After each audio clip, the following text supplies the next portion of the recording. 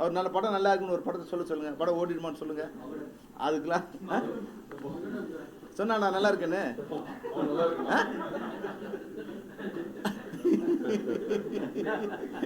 அந்த துறையில இருந்து அவனை டிபார் பண்ணணும். இதுதான் நாங்கள் இப்போ எங்களுடைய சார்பில் பத்திரிகையாளர் மூலமாக தமிழ் திரைப்படத்துறைக்கும் தமிழக அரசுக்கும் தயாரிப்பாளருக்கும் தர நினைக்கின்ற முக்கியமான செய்தியாகும். தயவுசெய்து தமிழக அரசு விரைவில் தலையிட்டு ஒரு பேச்சுவார்த்தை நடத்தி சுமூகமான தீர்வு காண வேண்டும். தற்போதுதான் கொஞ்சம் சுமூகமாக திரைப்படத்துறை மீண்டும் படப்பிடிப்புகள் தொடங்கப்பட்டு சிறப்பாக செயல்பட ஆரம்பிக்கப்பட்டுள்ள இந்த நிலையில் ஏற்கனவே ஜூன் ஜூலையில் பெரும்பாலான திரைப்படங்கள் மொத்தம் பணிகள் நிறுத்தப்பட்டு எந்த திரைப்படங்கள் படப்பிடிப்பும் நடக்க முடியாத ஒரு சூழ்நிலை இருந்தது. தற்போது ஆகஸ்ட் முதல் திரைப்படங்கள் தற்போது தொடங்கப்படுகின்றன, புதிய திரைப்படங்கள் தொடங்கப்படுகின்றன. தற்போது கூட பல்வேறு திரைப்படங்களின் படப்பிடிப்புகள் வெளியூர்களுக்கு செல்வதற்காக தயார் செய்து கொண்டிருக்கிறார்கள். சில ஆர்ட் டைரக்டர்கள் செட்டுகளை போடுவதற்காக பணிகளை தொடங்கி கொண்டிருக்கிறார்கள். அனைவருக்குமே இப்போது இதையெல்லாம் தொடங்கலாமா அல்லது ஆரம்பிக்கலாமா, வெளியூர் போகலாமா என்பது மிகப்பெரிய குழப்பத்தை ஏற்படுத்தியிருக்கிறது. அது அவர்கள் வாழ்வாதாரத்தை பாதிப்பதோடு எங்களுடைய தொழிலாளர்களுடைய வாழ்வாதாரத்தையும் பாதிக்கும்.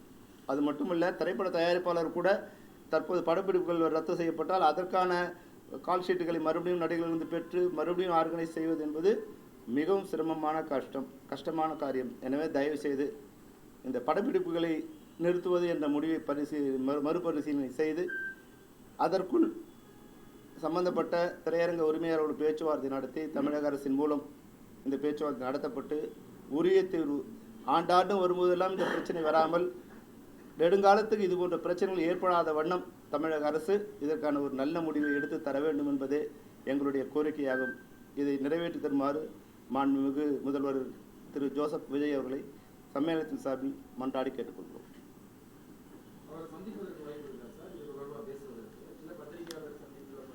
இது தொடர்பாக அவங்க தயாரிப்பாளர் சங்கமும் எக்ஸிபிட்டார் தான், அவங்களுக்கு தான் பிரச்சனை. இப்போ எங்களுக்கும் ப்ரொடியூசர்ஸ்னால் நாங்கள் போய் சந்திக்கலாம், அவங்களுக்கான பிரச்சனை தான் அவங்க தான் சந்தித்து அதுக்கான இது. இதுக்காக நாங்கள் எங்களுடைய கோரிக்கை எதுவும் இதில் இல்லை. படப்பிடிப்பு நிறுத்தப்படக்கூடாது, அவங்க சண்டையில் படப்பிடிப்பு நிறுத்தாதீங்க, எங்களோட பணிகள் பாதிக்கப்படுது, எங்களுடைய வாழ்வாதாரம் பாதிக்கப்படுது தான் கோரிக்கையை தவிர எங்களுடைய பிரச்சனை இதில் எதுவும் இல்லை. அதில் ஒரு 80% சரி சார். அவங்க ஏற்கனவே இதுக்கான முடிவை எடுத்தாங்க. இதுக்கு ஒரு 50 நாள் ஷூட்டிங் நிறுத்தினாங்க. அது ஆன்லைன் எல்லா திரையரங்களும் ஆன்லைன் பண்ணுறது, கியூபுக்கான இது 2025 முதல் ஸ்டாப் பண்ணுறது 2023 எடுக்கப்பட்ட முடிவு. அது போன்ற முடிவுகள் எடுக்கப்பட்டது. அதை இன்னும் அவங்க எக்ஸிக்யூட் பண்ணல எக்ஸிபிட்டார்ஸ்.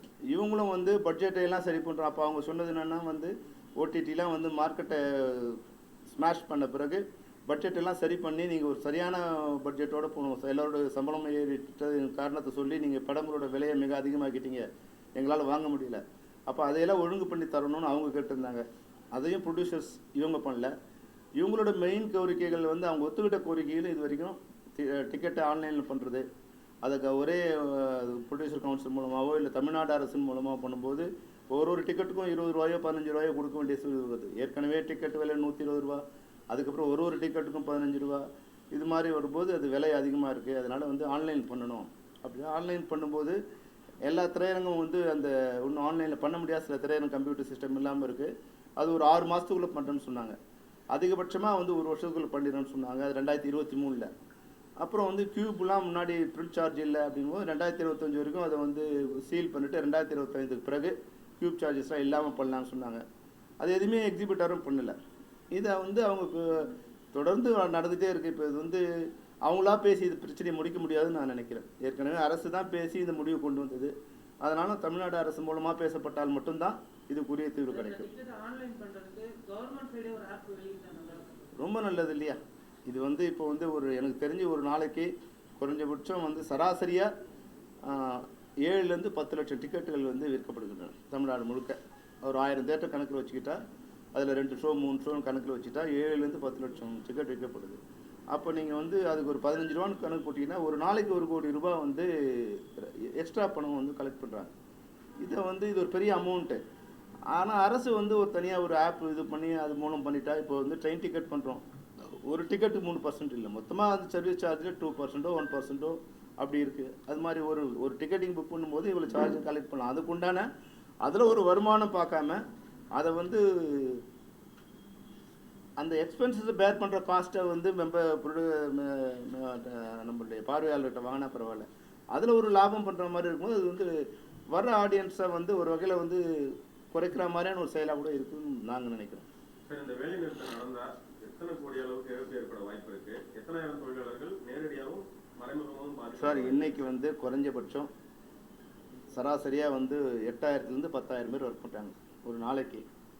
அவங்க வந்து அவங்களோட ஒர்க்கு பாதிக்கப்படும். இது ரவுண்டாக 25,000 பேர் இருக்காங்க. இன்றைக்கி நான் வேலைக்கு போனால் நாளைக்கு ஒரு போவார், அவர் போவார், அது மாதிரி. அப்போ ஆனால் வந்து ஒரு 8,000 பேர் ஒரு நாளைக்கு தொடர் வேலை செய்கிறாங்க. இவங்களோட வாழ்க்கை பாதிக்கப்படும். அப்புறம் இந்த ஷெட்யூலை கேன்சல் பண்ணிட்டு மறுபடியும் ரீஅசம்பிள் பண்ணணும்னா அதில் வந்து எல்லாமே ஷேட்டர் ஆகும். இப்போ ஒரு ஹீரோவுக்கு வேறு ஹீரோ டேட்டு கொஞ்சம் கஷ்டமாக இருக்காது, ஆனால் அதை நம்பி இருக்கிற மற்ற ஆர்டிஸ்ட் டேட்ஸ்லாம் வந்து மாறி மாறி வரும். அதை செட் பண்ணுறதுக்கு அவங்களுக்கு வந்து ஒரு நாள் மாறினா கூட அது வந்து ஒரு மாதம் ஆகிடும் அது செட் பண்ணுறதுக்கு. அப்போது மறுபடியும் அந்த ட்ராக்லேருந்து ஏறி மறுபடியும் ட்ராக் உட்காரத்துக்கு ஒரு மாதம் ஆகிடும். இத்தனாயிரம் கோடி இல்லை 100 கோடி இழப்பு ஏற்பட வாய்ப்பு இருக்குன்னு சொல்ல முடியுமா? நம்பரா நியூமரிக்கா அது எத்தனை நாள் நடக்குது அப்படிங்கிறது, அது நடக்காமல் இருக்கிறது அது குறைஞ்சபட்சம் எனக்கு தெரிஞ்சு வந்து ஒரு 200 to 500 கோடி வந்து நஷ்டம் ஏற்படுது. நிச்சயம்.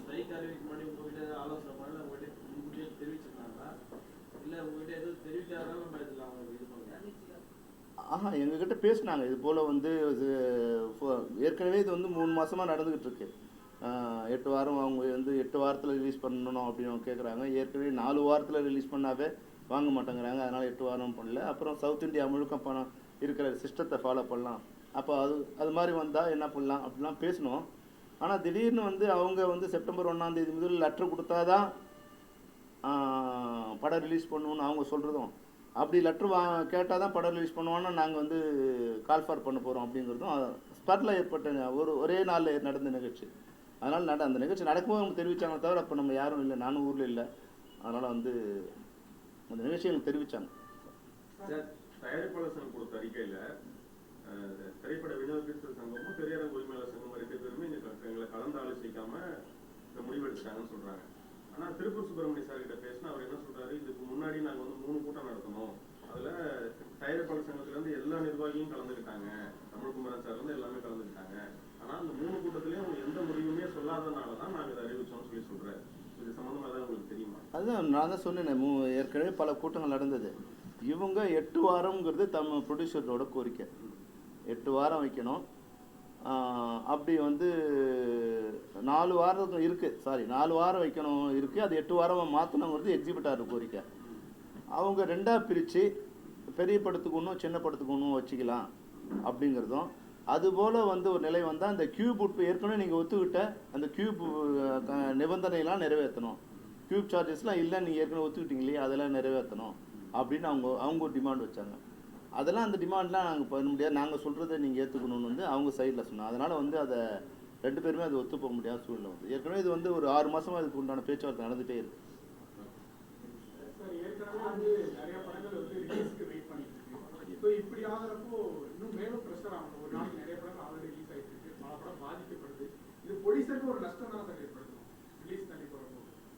நிச்சயமாக நஷ்டம் ஏற்படுத்தும். இப்போ என்னென்னா வந்து இப்போ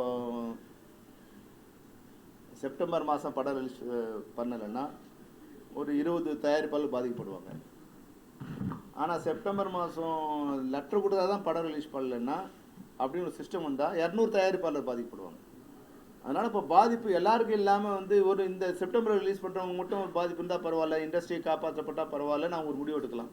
அது நம்ம ஏன் அப்படி எடுத்துன்னு கேட்க முடியாது. அவங்களுக்கு நிச்சயமாக பாதிப்பு இருக்கும், எங்களுக்கும் பாதிப்பு இருக்குது. அந்த நாங்கள் மொத்தமாக பாதிக்கும் போது உங்கள் பாதிப்பு அவங்களுக்கு 100 ரூபாயில் பாதிப்புனா எங்களுக்கு வந்து அதில் அவங்க தர 10 ரூபா எங்களுக்கு பாதிப்பு. ஆனால் அவங்க 100 ரூபாயுமே வந்து எங்கள் வாழ்க்கையே பாதிக்கப்படும் போது உங்களோட பிரச்சனை பெருசாக பேசுகிறீங்கன்னு அவங்க சொல்லலாம்.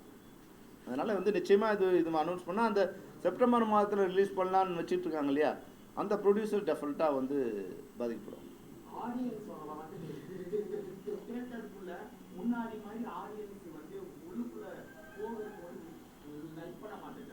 ஒரு சில ஸ்டார் வேல்யூவான ஒரு சில மூவி மட்டும் தான் பார்க்குறாங்க. இப்பவும் கூட இது ஆனா இது எல்லா புதுசாக்குமே 100 கோடி லாபம் 200 கோடி லாபம்னு பேப்பர்ல ஆட் போடுறாங்க. அப்போ 100 கோடி 200 கோடி லாபமா இருந்தா இந்த பிரச்சனை வந்திருக்காருல்ல சார். அப்போ அவங்க பேப்பர்ல ஆட் போடக்கூடிய மார்க்கெட்டிங் ஸ்ட்ராட்டஜி எதவா நீங்க பாக்குறீங்க?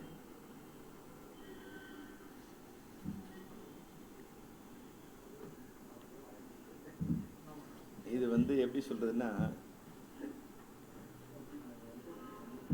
சார், உலக மக்களின் ஆதரவு பெற்ற அப்படின்னு ஒன்று போடுறோம். உலக மக்கள் என்னோட ஆதரவு இருக்கான்னு யாராவது கேட்டோமா? ஒரு சினிமா துறையே வந்து ஒரு கற்பனையான துறையே. அதில் சில நேரங்களில் வந்து இது போன்ற அறிவிப்புகள் வர்றது வந்து அதில் உண்மையும் இருக்கலாம், இல்லை வந்து கற்பனையும் இருக்கலாம், இல்லை மிகைப்படுத்தலும் இருக்கலாம். அது இது இது வந்து இன்கம் டேக்ஸ் கிடையாது இல்லையா? இன்கம் டேக்ஸில் தான் கரெக்டான கணக்கு கொடுக்கணும். விளம்பரத்தில் சில நேரங்களில் வந்து உலக அழகின்னு ஒருத்தர் சொல்லுவோம். உலக அழகி யார் சொல்கிறது? உலக அழகின்னு 10 பேர் சேர்த்து எடுத்தால் உலக அழகின்னு ஆகிடுமா? உலகத்தில் இருக்க எல்லாரும் சேர்ந்து எடுத்ததும் உலக அழகி. அது மாதிரி சில நேரங்களில் வந்து நீங்கள் இப்படி தான் வரும். அப்போ வந்து 100 கோடி ஆயிடுச்சுன்னா வந்து ஒரு ஒரு பம்பர் இது கிரியேட். அதுதான் வந்து என்ன பண்ணுறாங்கன்னா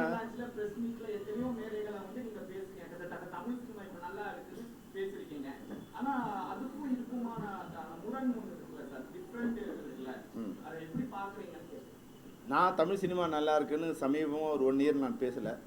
தமிழ் சினிமா ரொம்ப சிரமமான நிலை இருக்குது, தயாரிப்பாளர் ரொம்ப சிரமப்படுத்த நிலையில் இருக்காங்க தான் நான் சொல்லியிருக்கேன் இது வரைக்கும். ஆனால் வந்து சில தயாரிப்பு நிறுவனங்கள் விளம்பரப்படுத்தும் போது மிகைப்படுத்தலோட விளம்பரப்படுத்தியிருக்கலாம். எனக்கு தெரிஞ்சு இந்த வருடத்தில் இது வரைக்கும் இப்போ வந்து ஆகஸ்ட் முடிய போகுது, இந்த 8 மாதத்தில் 3 திரைப்படங்கள் தான் லாபத்தை ஈட்டியிருக்கின்றது. அதுதான் உண்மை. மீதி பேரில் அந்த 3 பேர் யாரும் உங்களுக்கு தெரியும். மீதி பேர் யார் சொன்னாலும் அது வந்து கற்பனை, மிகைப்படுத்தப்பட்ட உண்மை. அதில் வந்து உண்மை இல்லை. நீங்கள் தனிப்பட்ட முறையில் தயாரிப்பாளர் சங்கத்திட்ட பேசுறதுக்காக ட்ரை பண்ணீங்க? நான் பேசினேன். அவங்க சொல்கிறாங்க வந்து இதுதான் சொன்னாங்க, எங்களுக்கு ரொம்ப சிரமமாக இருக்குது. இப்போ வந்து ப்ரொடக்ஷன் காஸ்ட்டும் இன்க்ரீஸ் ஆகிடுச்சு, அங்கே செலவு அதிகமாகிடுச்சு, வரவே இல்லாமல் ஒரு சூழ்நிலை ஆகிடுது. இப்போ 4 வாரத்துக்குள்ளேருந்து 8 வாரம்னா நாங்கள் விற்கிற ஓடிடியும் விற்க மாட்டோம். இப்போ தயாரிப்பாளர்களுக்கு வந்து முன்னாடி எக்ஸிபிட்டார் வந்து படத்தை என்கிட்ட வாங்கினாங்க. அப்போ அவங்களுக்கு வந்து அந்த படம் ஓடலைன்னா அதுக்குள்ளே நாங்கள் ஓடிடி ரிலீஸ் பண்ணிவிட்டு அவங்களோட வருமானம் பாதிக்கப்படும். இப்போ அவங்களுக்கு எந்த முதலீடும் அவங்களுக்கு கிடையாது. 100% முதலீடு என்னோடது. நீங்கள் ஓட்டுறீங்க, ஓட்டுனா வரப்போகிற இப்போ வருமானத்தை என்கிட்ட கொடுக்க போகிறீங்க. நான் ஓடிடியில் போட்டால் வர நஷ்டம் எனக்கு தான், உங்களுக்கு கிடையாது இல்லை. நீங்கள் ஒரு 100 ரூபா கொடுத்து என் படத்தை வாங்கிட்டு இருந்தீங்கன்னா உங்களுக்கு நஷ்டம் வரப்போகுது. உங்களுக்கு எந்த விதத்தில் உங்களுக்கு பாதிக்குது? என்னோடய படம் நான் ஓடிடியில் போடும்போது அதுலையாவது கொஞ்சம் வருமானம் எனக்கு வரட்டும்னு நான் நினைக்கிறேன். அப்போ நீங்கள் கொஞ்சம் அதுக்குண்டான இது எடுத்துக்கணும் இல்லையா? இப்போது இதே சிஸ்டம் வந்து இப்போ ஹாலிவுட்டில் இருக்குது. அவங்க எப்படி பிடிச்சிருக்காங்கன்னா, தியேட்டர் வந்து எக்ஸிபிஷனில் 40% 100 rupees அதனோட காஸ்ட் ஆஃப் ப்ரொடக்ஷன் வச்சுங்க. அதில் 40% வந்து தியேட்டர் எக்ஸிபிஷன், 30% வந்து ஓடிடியிலேருந்து 30%, மீதி 30% satellite and digital other source of film. அப்படி பிரிச்சுக்கிட்டாங்க. அப்போ 40% எவ்வளோ நாள் கலெக்ட் பண்ணோம் அப்படின்னு அவங்க கணக்கு பண்ணி அது வரைக்கும் நீங்கள் வந்து எக்ஸ்ப்ளாய்ட் பண்ணுங்கள். அதுக்கப்புறமா ஓடிடியில் வந்து அவங்க இது ரிலீஸ் பண்ணுவாங்க, அதுக்கப்புறமா டிஜிட்டலில் ரிலீஸ் பண்ணுவாங்க. ஸோ அவங்களுக்குள்ள ஒரு சிஸ்டம் இருக்குது. அவங்க அந்த 100 rupeesல 40% ஆஃப் காஸ்ட் ஆஃப் ப்ரொடக்ஷன் அவங்க ஏற்றுக்கிறாங்க. அப்போ தே ஹேவ் த ரைட். நான் வந்து இந்த உங்களோட இதுலேருந்து 40% நான் எடுத்துக்கிட்டேன், அதனால் அதுக்கு முன்னாடி நீங்கள் ரிலீஸ் பண்ணாதீங்கன்னு. இப்போ இருக்கிற எக்ஸிபிட்டார் டிஸ்ட்ரிபியூட்டர்ஸ் வந்து 1% கூட வந்து இதனோட இது அவங்க எடுத்துக்கல, 1%ம் அவங்க எடுத்துக்கல. அப்போ வந்து அவங்க அது அவங்க தியேட்டர் போட்டிருக்காங்கன்னா அதுக்குண்டான பொறுப்பு அவங்களுக்கு இருக்குன்னா, படம் ஓடணுன்னா அதுக்குண்டான செலவு அவங்க ஈடுகட்டணும் இல்லையா? 40% அவங்க அதில் ஏற்றுக்கணும் இல்லையா? அப்போ நீ செலவில் உன்னோட கடமையில் எதுவுமே செய்யாமல் உரிமையை எதிர்பார்க்குற மாதிரி என் படம் நான் உங்கள்கிட்ட கொடுக்குறேன், நீங்கள் ஓட்டுனீங்க, நான் தியேட்டருக்கு முடிஞ்சு நான் ஓடிடி கொடுக்குறேன். இப்போ உங்களுக்கு என்ன கஷ்டம்னு கேட்குறாரு ப்ரொடியூசர். உங்களுக்கு என்ன கஷ்டம்? உங்களோட ஏதாவது உங்கள் நஷ்டமா? நீங்கள் இன்வெஸ்ட் பண்ணீங்களா? இன்வெஸ்ட் பண்ண எனக்கு தான் அது எப்படி எடுக்கணுங்கிறது தெரியும். நீங்கள் இன்வெஸ்ட்மெண்ட் எதுவுமே பண்ணலையே. இன்வெஸ்ட்மெண்ட் பண்ணுறதுக்கு நீங்கள் சொல்லுங்கள். நீங்கள் என்கிட்ட படம் கொடுத்து வாங்கிட்டீங்க, வாங்கும்போது நீங்கள் ஒரு கண்டிஷன் போடலாம். அப்போ உங்கள்கிட்ட நான் படம் கொடுத்து வாங்கியிருக்கேன், நீங்கள் வந்து 1 வருஷம் போடாதீங்க, 6 மாதம் போடாதீங்க, 6 வாரம் போடாதீங்க, 2 வாரம் ஏதோ சொல்லலாம். அது மாதிரி எதுவுமே இல்லை இல்லையா? உங்களுக்கு ஓடிடிக்கு கொடுக்குறதுனால தான் தியேட்டரில் வந்து மக்கள் ரசிகர்களோட கூட்டம் குறையுதுன்றதை நம்புறீங்களா? நீங்கள் ஒத்துக்கிறீங்களா? அதை அப்படி அவங்க தெரியாத உரிமையாளர் சங்கம் சொல்கிறத அதிலே ஒரு உண்மை இருக்குது சார். நானே வந்து படம் 4 வாரம் 2 வாரம் ஆகிடுச்சுன்னா அந்த 4 வாரம் வந்துடும் பார்த்துலான்னு ஒரு இது எனக்கும் இருக்குது. ஏன்னா நான் திரையரங்கத்துக்கு போகுதுன்னா முன்னாடி வந்து திரையரங்கத்துக்குள் வந்து தின்பண்டங்கள் உள்ளே அனுமதிக்கப்பட மாட்டாதுங்கிற சிஸ்டத்தோடு திரையரங்கம் ஓடிட்டுது. அது வரைக்கும் திரையரங்கமாக இருந்தது. இன்றைக்கி திரையரங்கம் வந்து நட்சத்திர ரெஸ்டாரண்ட் ஆகிடுச்சு. அவங்களுடைய உணவு பண்டங்களை விற்பதற்கான ஒரு கூடமாக அந்த திரையரங்களை பயன்படுத்துகிறாங்க. அப்போ வந்து அதுக்கு ஒரு படத்தை ஓட்டிகிட்டு இருக்காங்க. இவங்க டிஃபன் விற்கிறதுக்கு ஒரு இதுவை வந்து படம் ஓட்டிகிட்டு இருக்காங்க தவிர படத்தை ஓட்டுறதுக்கு உண்டான இது இல்லை. இப்போ போய் பாருங்கள், பக்கத்தில் தியேட்டரில் கல்யாண் ஜுவல்லரி ஆட் இருக்குது, ஜுவல்லரி ஆட் இருக்குது, ஹோட்டல் ஆட் இருக்குது. முன்னாடிலாம் வந்து ஒரு தியேட்டர்லாம் எந்தெந்த படம் வரப்போகுது, அடுத்த படம் எந்த படம் வரப்போகுதுங்கிற ஒரு விளம்பரம் இருக்கும். அந்த விளம்பரத்தை கூட நீங்கள் உங்கள் திரைப்படம் ஓடுறதுக்கான விளம்பரத்தை கூட நீங்கள் கொடுக்க மாட்டேங்கிறீங்க. தியேட்டரில் வந்து எங்களோட ஃபோட்டோ கார்டு இருக்கும், அடுத்த படம் என்ன வரப்போகுது. நாங்கள் அந்த 6 ஃபோட்டோ கார்டு வச்சுருந்தாங்கன்னா 6 ஃபோட்டோ கார்டை பார்த்து நாங்கள் ஒரு கதை பண்ணி யோசிச்சுட்ருப்போம் ஆடியன்ஸு. இப்போ அது மாதிரி எதுவும் வச்சுக்கிறீங்களா? இந்த தியேட்டரில் என் படம் வரப்போகுதுன்னா என்னோட படத்தோட ட்ரெய்லர் இதில் ஓடும். இப்போ அதை நீங்கள் போட்டு தயாராக இருக்கீங்க. உங்கள் தியேட்டர் வர படத்துக்கே நீங்கள் ட்ரெய்லர் கூட போட மாட்டேங்கிறீங்க. எப்படி ஆடியன்ஸுக்கு தெரியும்? இப்போ போஸ்டர் ஓட்டக்கூடாதுன்னு தமிழ்நாடு வந்து அரசு வந்து தடை விதிச்சிருச்சு. போஸ்டர் ஓட்ட முடியல. இப்போ வந்து சேட்டலைட்டில் எங்களால் விளம்பரம் பண்ண முடியல. உங்கள் திரையரங்கத்தில் நீங்கள் போட போகிற படத்தை கூட நீங்கள் வந்து உங்களால் போட முடியல. அதில் க்யூப்பில் போய் நின்று நாங்கள் அவங்ககிட்ட யார் க்யூப் இதில்? அவங்க வந்து ஒரு படத்தை ரிலீஸ் பண்ணுறதுக்கு ஒரு வந்து ஒரு சாதனமாக இருக்காங்க தவிர அவங்க உரிமையாளர்களாக அவங்ககிட்ட போய் அவங்க அடமானம் வச்சுட்டு உங்கள் படத்தை உங்கள் திரையரங்கில் ரிலீஸ் ஆகிற படத்தை கூட உங்களால் போட்டு தர முடியல. அப்போ ஆடியன்ஸ் எப்படி தெரியும்? ஆடியன்ஸ் இந்த படம் எப்படி வருதுன்னு தெரியும்? எந்த விளம்பரமும் நீங்கள் பண்ண மாட்டீங்க. எந்த ஷோ எந்த தேட்டரில் ஓடுதுன்னு ஆடியன்ஸ் தெரியாது. எந்த ஷோவுக்கு வருவாங்க படம் பார்க்க? வரும்போது எங்களுக்கு இப்போது புளியை பார்த்து பூனை சூடு போட்டுக்கிட்ட மாதிரி பெரிய திரையரங்களை பார்த்து சின்ன திரையரங்களை கூட அதே மாதிரி சிஸ்டத்தை ஃபாலோ பண்ணுறாங்க. இப்போ நான் முன்னாடி வந்து ஒரு 50 ரூபாய்க்கு படம் பார்க்க முடியுங்கிற நிலைமை இருந்தால் பரவாயில்ல. இப்போ 50 ரூபாய்க்கு படம் பார்க்கறதுக்கு உண்டான திரையரங்கமே எங்கேயுமே இல்லையே. எல்லாமே வந்து நான் குடும்பத்தோடு போகிற போனால் ஒரு 1000 ரூபா குறைஞ்சபட்சம் செலவு பண்ணணும். 1000 ரூபா செலவு பண்ணக்கூடிய அளவுக்கு சினிமாவுக்கு செலவு பண்ணக்கூடிய அளவுக்கு இன்றைக்கி வந்து தமிழக மக்கள் இல்லை. நீங்கள் சொன்னீங்களா இந்த 8 மாதத்தில் 3 படம் தான் ஓடி இருக்காங்க. நல்ல ஒரு குவாலிட்டியான ஃபிலிமை கொடுக்க வேண்டிய ஒரு ப்ரொடியூசர் நியாயமான பொதுமக்களோட நேரத்தையும் பணத்தையும் செலவழித்து தான் வந்து தேட்டரில் உட்காடுறாங்க. தரமான படத்தை கொடுக்கறத விட்டுவிட்டு இது போன்ற கோரிக்கைகளை வச்சு என்ன பிரயோஜனம் இருக்குது அப்படிங்கிற ஒரு கேள்வி கிடைக்கும். ஏன்னா நல்ல படம் கொடுத்தா பொதுமக்களே தியேட்டரை நோக்கி வரப்போறாங்க. எதுக்கு? ஏன்னா இப்போ லாஸ்ட்டாக ஜனநாயகம் படத்துக்கு தான் வந்துட்டு அதிக கூட்டம் வந்துச்சு. அதற்கு பிறகு எந்த ஒரு படத்திற்கும் அந்த அளவுக்கு கூட்டம். நான் நல்ல படங்களை ஒரு 6 படங்களை உங்களுக்கு எடுத்து சொல்கிறேன். அந்த படங்களை எந்த மக்கள் பார்த்தாலும் சொல்லுங்கள். ஏன்னா மற்ற படம் நல்ல படங்கள் இல்லாத மாதிரி ஆகிடும். இப்போ நல்ல படங்கள் ஏன்னா ஆடியன்ஸ் வந்து ஒரு குறிப்பிட்ட ஆடியன்ஸ் தான் இப்போ படம் பார்க்க வராங்க. அவங்களுக்கு எது மாதிரியான படங்கள் விருப்பப்படுறாங்க அப்படிங்குது. யூத்தும் இல்லை ஒரு மாதிரி வந்து ஒரு ஃபன்னாக நினைக்கிறவங்க தான் இன்றைக்கி தேட்டர் போகிறாங்க. அவங்களுக்கு கொண்டு போய் நீங்கள் இப்போ சம்சார மின்சாரம் படம் போட்டிங்கன்னா அவங்க பார்க்க தயாராக இருக்க மாட்டாங்க. அவங்களுக்கு வேறு மாதிரி படங்கள் தேவைப்படுது. ஒரு ஃபாஸ்ட்டான படம் தேவைப்படுது. அதில் போய் நீங்கள் இமோஷனலோ ஃபேமிலியோ கல்ச்சரோ அறிவுரையோ சொன்னால் அதெல்லாம் பார்க்க தயாராக இல்லை. அப்போ அது மாதிரி படங்களை எடுத்து தேட்டரில் ஆன்லைன் வராத எடுத்து என்ன படம் பண்ண சொன்னால் நீங்கள் ரெடின்னு சொல்லுங்கள். 100 நல்ல திரைப்படங்கள் இப்போ நான் கொண்டு வந்து கொடுக்குறேன் உங்கள்கிட்ட. இங்கேயே நான் இப்போ வந்து 100 திரைப்படங்கள் உங்கள்கிட்ட கொடுக்குறேங்க.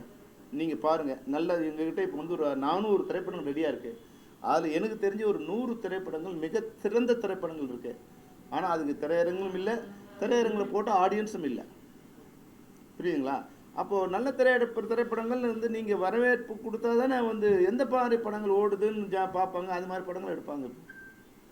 அது வந்து இது அவங்க எங்களை குறை சொல்கிறதோ நாங்கள் அவங்களை குறை சொல்கிறதோ போயிட்டே இருக்கும். நல்ல படங்கள் கொடுத்தா நீங்கள் பார்க்கல, அதனால் நீங்கள் பார்க்குற மாதிரி நல்ல படங்கள் கொடுக்குன்னு நாங்கள் சொல்லுவோம். அவங்க நல்ல படங்களே வரல, அதனால் நாங்கள் பார்க்கல அவங்க சொல்லுவாங்க. அதனால் இது வந்து காலம்தான் மொழி சொல்லும். எங்களை பொறுத்த வரைக்கும் நல்ல படங்கள் எடுக்கிறத நாங்கள் நினைக்கிறோம். புரியுதுங்களா? ஆனால் ஓட்டுற படங்களாக எடுக்கணும்னு வந்து அது வியாபாரம் ஆகும்போது இந்த படம் இது சரியாக இருக்காது, இது மாதிரி படம் எடுத்தால் ஓடும், அப்போ இது மாதிரி படம் எடுங்கன்னு வந்து ப்ரொடியூசர் சொல்லுவாங்க, இல்லை வந்து டிஸ்ட்ரிபியூட்டர் சொல்லுவாங்க, இல்லை யார் இன்வெஸ்டராக அவங்க சொல்லுவாங்க. எனக்கு விருப்பம் இருக்கோ இல்லையோ அது சிலது நான் அது அப்படி கலக்கணும்.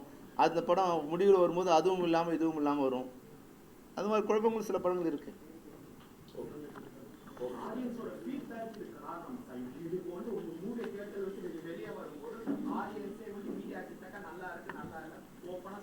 முன்னாடி ஒரு காலகட்டங்கள்ல இந்த ஒரு இது இல்ல. சோ இது ஒரு காரணமா இருக்கும். அப்ப சோசியல் மீடியா வந்ததுல இருந்து எல்லாருமே இப்ப மூவியை பத்தி ஃபீட்பேக் பேச ஆரம்பிச்சாங்க. சோ இது ஒரு காரணமா இருக்கலாம். முன்னாடி வந்து படங்கள் அதுதான் இல்லை, முன்னாடி அப்படி இருக்கும் சார். முன்னாடி கூட வெளியே ஆடியன்ஸ் வரும்போது டேய் படம் போவாதரான்னு சொல்லுவான். ஆனாலும் வந்து அதை நம்பி படம் போகிறதும் இல்லை. அதில் ஒரு 10% 20% வந்து இது இருந்தது. ஆனால் இன்றைக்கி என்னென்னா வந்து நீங்கள் உள்ள டைட்டில் போடும்போதே நீ வெளியே மெசேஜ் அனுப்பிச்சிடுறியா படம் மொக்கான்னு அனுப்பிச்சோடனே அவன் கிளம்பும்போது. ஏன்னா அவங்களுடைய இன்வெஸ்ட்மெண்ட் அதிகமாக இருக்குது. 1000 ரூபா இன்வெஸ்ட் பண்ணணும். எதுக்குடா நல்லா இல்லாத பார்த்து 1000 ரூபா இன்வெஸ்ட் பண்ணணும். எல்லோரும் நல்லா இருக்குன்னு சொல்லட்டும் அப்புறம் போகலான்னு நினைப்பாங்க. அப்போ இந்த சோஷியல் மீடியா பப்ளிசிட்டி இருக்கு இல்லையா, அது நல்ல படங்களுக்கு நான் ஓட வைக்கிறத விட ஓட வைக்காமல் இருக்கிறதுக்கு தான் சோஷியல் மீடியா இது பயன்படுது. அது நீங்கள் நல்ல படம்னு சொன்னால் மட்டும் ஓடிடுன்னு சொல்லுங்கள். இப்போ அவர் இருக்கார், அவர் நல்ல படம் நல்லா இருக்குன்னு ஒரு படத்தை சொல்லுங்கள், படம் ஓடிடுமான்னு சொல்லுங்கள். அதுக்கெலாம் சொன்னா நான் நல்லா இருக்கேன்னு